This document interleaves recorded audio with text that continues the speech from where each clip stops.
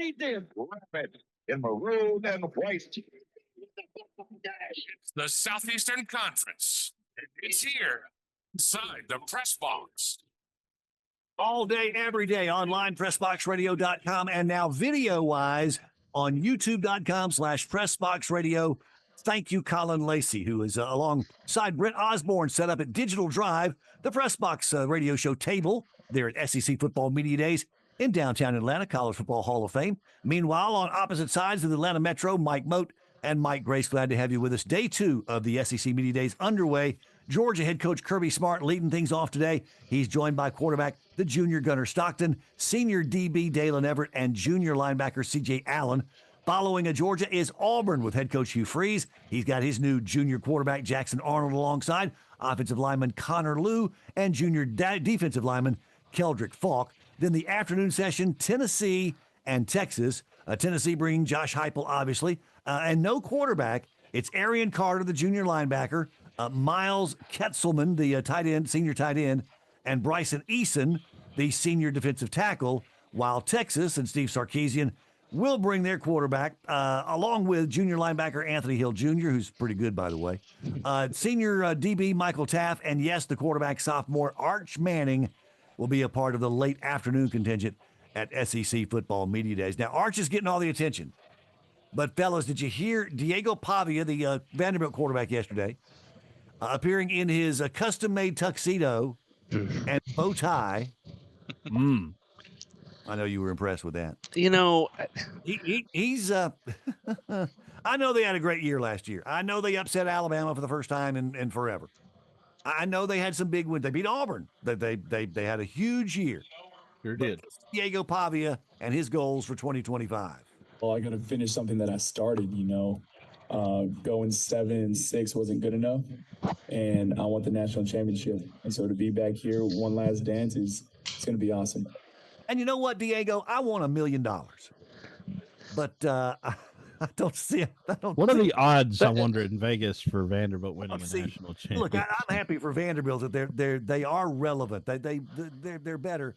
But is Diego setting himself up for a great big fall here? well, and my thing too, everybody talks about a great season that Vandy had last year. They were 500. They were 6-6 going into the Birmingham Bowl and beat Georgia Tech on a day that rained about 37 inches, it felt like. Yeah. I don't... Said like somebody who was on the sidelines or close to it during that Yes, game. he was. Sounds like somebody had to get to Shreveport the next day. Oh, bless your heart. That's even worse. But I mean, you Look. had the big win against Alabama, and that's what makes everybody start talking. Right. But you're still 6-6 at the end of the regular season. Well, look at the games that got away from them, too. Right. I mean, they had Tennessee on the ropes and let them get out of there. I mean, it could have been a lot better season for them, 6-6. And if that's the best, and I think that's probably the greatest win out they've ever had in their program's history. Yeah. I do. I think it is. I don't think there's any question. So he can leave campus saying, I beat Alabama, and that's the biggest win in Vanderbilt history. But they're still 6-6 at the end of the day. So Right. what, And then you go 6-6 in the regular season, 7-6 if you count the bowl game. Yeah. And then you come into SEC Media Days looking like Brendan Huff going to a job interview in a tuxedo. Like, I don't understand. Like, I like the confidence. I do. But I don't feel like there's somebody should have stepped in and said, that may not be the best idea here, bud. I will give it for Clark Lee. And by the way, Clark Lee in Vanderbilt returns what our friend Phil Steele in his magazine calls the most experienced returning roster in all of college football, not just the SEC, but all of college football. And give it up for Clark Lee. He's got those guys believing they can beat anyone. The wins over Auburn and Alabama, the first time they beat both of those teams in the same season in 69 years. But a national championship, you might want to. Yeah, let's pump the brakes. I guess. Look, Diego's just doing his thing. Look, he's back for another year. He won his court case with the NCAA to get him another year of eligibility. So why not? He's shooting for the moon, I guess, huh? Yeah, well, let's tough aim, my friend. Get used to it. You're going to have, even if they're a game better, that's huge for Vanderbilt. 7-5 is tremendous. But just national championship. Okay, we'll see. I won't. I'm not going to put my house up for it. I can tell you. I don't expect that. They go to South Carolina. Yep. They go to Alabama. They get LSU and Missouri in Nashville. Is the stadium finished yet? Do we know? I Probably think not. it's supposed to be. I It's think got it's to be. I supposed mean, to they've be. been doing that thing for what Forever. feels like 17 years. They've Yeah. been working on it for a decade or so, I think, up there. After LSU and Missouri at home, they go to Texas. They've scheduled Auburn for homecoming. Good luck with that. Yeah, have fun with that one. And then they finish with Kentucky at home and on the road at Tennessee. All right. So how many games on the home schedule will you have more fans than the opposing team? Kentucky, Maybe, yeah. maybe I would say Missouri. maybe Yeah, I would Missouri. think so. Yeah. But I would imagine the others will have as many, if not more, than you do. Oh, yeah. I mean, because the Alabama game last year was 60-40 or 65-35, easy. Oh, Yep. yeah. Maybe more than that. Yeah, that is Yeah. that is not exactly the home field advantage that you have. And I mean, in other looking up and SEC down this schools. schedule, I don't know that I find 6 wins, and that's including the Charleston, Southern, Georgia State, and Utah State that they've got in the non-conference slate. They lost to Georgia State last year. That's true. I was there. Forgot Yes, about they lost to Georgia State last year, and that was that before the Alabama game or after the? I think it was before. that. Was It was 2 weeks before. Yeah. Yeah, 2 weeks before. So nobody was thinking They- because they started 2-0. They beat Virginia Tech. Remember that in the Yep. first They game of the beat- year they in beat overtime. Virginia Tech and Alcorn State, and then they Yeah. lost at Georgia State, At Georgia State. at yeah. Missouri, Yeah. before they beat Bama. Yeah. And that was week 5 or game 5 is when they beat Alabama. And I can assure Yeah. you that when they go and play at Alabama this year, boy. I mean, one, they will not be taken lightly, I'm sure, by Alabama by any stretch. But I know we don't know exactly how good Alabama's going to be, but you best believe that if they have a chance to run that score up and beat the brakes off of them, they will absolutely do it. I don't know if it's Kalen DeBoer's style, but he's going to be tempted to score 100 if he can, If man. you can get one at 42-20 and it's 90 seconds to go and you're inside the 5, Yeah, you're let gonna it score. rip. Yep. Let it rip, tater chip.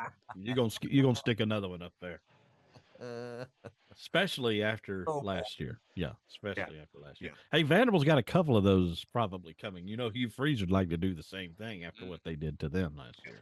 Hey, speaking of Vandy, I saw something that I think it was Pete Thamel had tweeted out yesterday that Clark Lee had said at Media Day in one of his 1,000 interviews that Martrell Height, who has been the returner and DB for Vandy on the defensive side, they're putting him at wide receiver too. And I'm not necessarily going to say he's going to be a full two-way guy, but you're going to see Height at wide receiver a good bit, which almost, and I get he's a super athlete. He's touched the ball with the return game a lot. But to me, does that not sound like you're searching a little bit? Well, that's a good compliment to Stowers, though, isn't it? I mean, they're tight end. Yeah. But, yeah, I believe you don't have somebody who at least has emerged yet on the receiver from the receiving core. And let's face it, Diego Pavia was running for his life a lot last year. Correct. He made plays, no question about that. But, man, you got to find a way to get somebody else involved in that offense. And you're right. I think it is letting you know that there is a weakness at that position. And that's going to be interesting to see how they work that out. I was looking at Ole Miss's schedule. We were talking to them earlier. You realize they play 3 of their 8 SEC games in the month of September. You'll know a lot about Ole Miss Early after on, the first- yeah. Early on, and they got some tough ones. We also didn't realize until Lane was talking about it. Wasn't it him yesterday that was talking about their schedule and that they have, 3 away games total? They only have 4 true road games. Yes. And only 3 outside the state of Mississippi. Yeah. At Kentucky, at Georgia, and at Oklahoma. The rest of them are either at home or they're at Mississippi State on that last Friday for the Egg Bowl. Again, I would say don't tell Bart Heitch, but he already knows that. He's been dogging Ole Miss. We've heard it for years. Oh yeah, for years. Yeah. Well, and I don't know how good Tulane's going to be, but that's been a toughie for Ole Miss of late. Yeah. So might want to watch out. And they owe Kentucky one, so that's game number 2 on the schedule coming up on September the 6th. So they'll have to be ready early. to get into league play. They start their league play very early this year.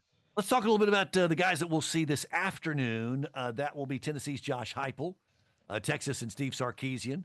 Again, we mentioned the Tennessee Volunteers will not bring a quarterback. We assume it's going to be Joey Aguilar, the transfer from Coastal Carolina, who replaced Nico Amaliava after he basically blackmailed them for more money, and they said, "See you later." Yep. And he signed with UCLA for less money and higher taxes out in the state of California. So no quarterback at media days though for Tennessee, but we will see Arch Manning for Texas. And guys, can he live up to the hype? I mean, I've heard a lot of people talk about this. I don't know, has there ever been more pressure on a single quarterback than what Arch Manning is facing this year? Good question. I will say this. I don't know so much if it's about, and I know everybody's going to talk about Arch this, Arch that, and Manning did do this, Manning didn't do that. But to me, Texas is, to me, it's not him. It's other places on their team. You got to figure out who's going to be your better wide receiver. I know Wingo's back, but you lost Matthew Golden. Your running back room's pretty good. Weisner kind of came into his own last year. They're getting Baxter off of injury from a year ago. Their defense is pretty solid, though. I think their defense is maybe their calling card this year. And those are the things that I would be most excited about if I'm Texas, in addition to Manning. But it's going to come back to that. I mean, it will, because everybody's made so big of a deal about it. But to me, I think he's got to figure out who's going to be his favorite targets, because he lost a big one last year, or from last year's team.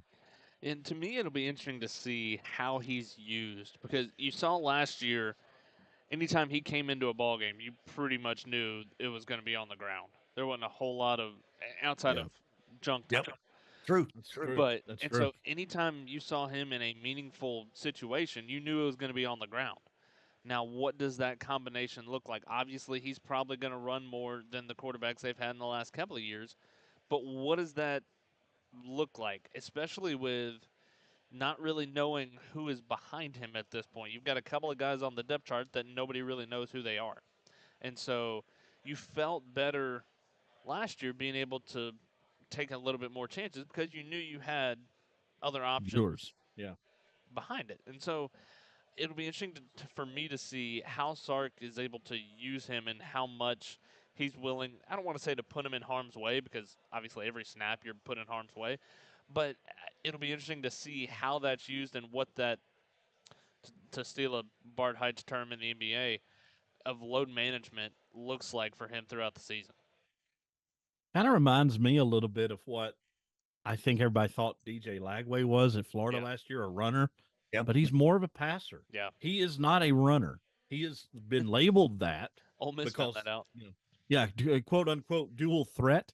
I don't know that you could call Arch Manning, he can move around and make plays, but I think he would prefer, and I think they would prefer, he get the ball to his playmakers and not necessarily be the guy that has to do it for them. That doesn't mean he can't, and it doesn't mean he won't at times when it needs to be made, and maybe when they least expect it, he can do something like that. But I think he needs to stay in the game, and I think they realize that. And I think Sark's going to do some things he always does, where he gets guys into his offense. So he's got some weapons. We just hadn't seen them yet. We'll just have to see who that guy is, who emerges. And it's interesting, Colin and guys. I mean, Ohio State, your first game. Yeah. Is it more about Ohio State defending a championship in week 1 as it is about Texas and Arch Manning? What two storylines you have? The big noon kickoff is dominating the window on August the 30th. They've already won it. Let's just concede it to them, you know? Yep. Because what a great story they've got. Well, that's what I was going to say. Something we talked about yesterday was, I think it was with Tony, is, do we think that Arch can go into the horseshoe and upset them? And is that a big statement game for him, whether it's a win or a loss? And I really do think, and I'm not completely sold on the Arch Manning thing just yet, just because I just haven't seen him prove himself against really, really good teams in crunch time. But I'm interested to see, and I'll be interested to see as well, as if they do go into the horseshoe and pull off the upset, I do think that he is going to be set for a pretty good season because of the momentum and the confidence. Now, if they go in and whether they lose a close one or he doesn't play very well and they end up getting blown out, which I don't think would happen, but it could potentially happen. I think that, I mean, that has to play some sort of psyche on you just a little bit as being a young quarterback when all you've heard about is how good you're going to be and just the pressure that you're trying to live up to. And I do think that that first game could be a real telltale sign of what the season looks like for him. Remember, Is it a big upset if they lose that game at Ohio State?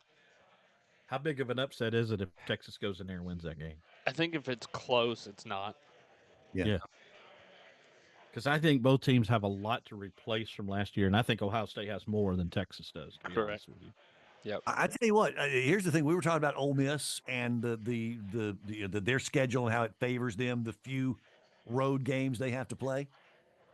Texas's schedule includes only 3 true home games, and they're Vanderbilt, Arkansas, and Texas A&M. Those are their true SEC home games. That's it. Vandy, Arkansas, Texas Well, A&M. that's because they were. If you remember, the big conversation last year was that the theory was that the SEC set them up schedule-wise to be able to make a run and everything in their first year in the SEC, and now unfortunately they're facing the consequences of being set up in the first year. And for what it's got to be a creative sales job for the team out at Texas, right? Hey, get your tickets now to see Vanderbilt. By the way, I believe later today the SEC office will send to credentialed media the ballots for SEC predicted order of finish. I'd like to just go on record as saying that my vote is for sale. If there's a fan base out there that wants to buy a vote for their team, I've seen a couple of folks talk about their ballots that they had seen, and they have one of them had LSU 6th on that ballot. Well, here's a chance for Diego Pavia to buy his team an SEC championship vote. How about that? What was it? Somebody last year, 2 years ago, put Vandy to win the SEC, and everybody said they were. Oh, I think there's always that one that'll do that. Like, really? Come on now. Really? Maybe he'll vote. I don't know. Well, I'll close that out with 2 media deals. We saw yesterday ABC released the SEC on ABC theme song that they'll use this year. Yeah, it's okay. Yeah, I'm not a fan. I'm not a fan. It's not exactly the CBS. Well, no, that's fanfare. what I'm saying. Give me the SEC. Where are we here? Hang on a second. That's.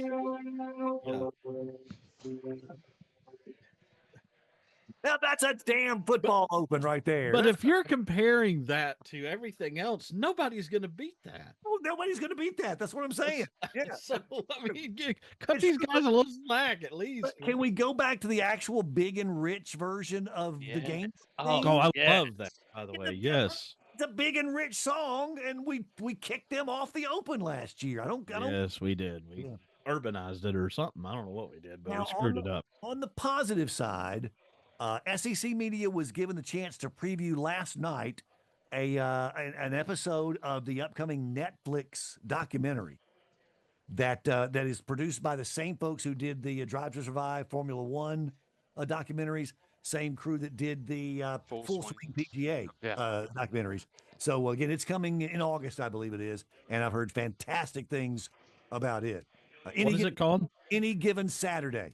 That's good. I think it drops August 5th, and the preview and the trailer that they let out last night looks awesome. pretty legit. It really looks good. Now that I'm looking forward to, no doubt. Hey, thanks to our crew at SEC Football Media Days, Colin Lacy, Brent Osborne. They'll be there all week long, well, at least through Thursday and all the fun. And we'll have any of our interviews for you throughout the day on PressBoxRadio.com and YouTube.com/PressBoxRadio. Back tomorrow with Bart Heitch and Colin and Brent again. And until Thursday, Mike Mote, have yourself a great day, sir. And we'll talk to you soon. Y'all have fun. Stay out of trouble and media days. No Do what you problem. can. SEC Football Media Days, the Press Box Radio Show. Thanks for being here, guys. We'll see you next time.